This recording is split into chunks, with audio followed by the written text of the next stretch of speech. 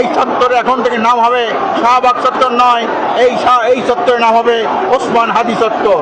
ইসলামী আন্দোলন বাংলাদেশের পক্ষ থেকে আগামীকাল জুমাবাদ বাইতুল মোকাররম গেট থেকে এক বিশাল বিক্ষোভ মিছিল এবং অনুষ্ঠান হবে।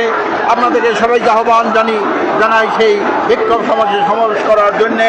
আমি ছাত্র যুবক আলেম ওলামা সবাইকে আহ্বান জানাচ্ছি কালকের এই ওসমান হাদির হত্যার বিরুদ্ধে, শাহাদাত বরণের বিরুদ্ধে এই খুনিদেরকে গ্রেপ্তার করে দৃষ্টান্তমূলক শাস্তি, এবং শুধু খুনিদেরকে না, এই খুনিদের পিছনে যারা ইন্ধন জুগিয়েছে, যারা বুদ্ধি পরামর্শ দিয়েছে, সবাইকেই আমরা গ্রেপ্তার করে দৃষ্টান্তমূলক শাস্তির আওতায় আনার জন্যে, আগামী দাবিকে জোরদার করার জন্যে আগামীকাল ইসলামী আন্দোলন বাংলাদেশের পক্ষ থেকে বাইতুল মোকাররম গেট থেকে এক বিশাল বিক্ষোভ মিছিল ও অনুষ্ঠান অনুষ্ঠিত হবে।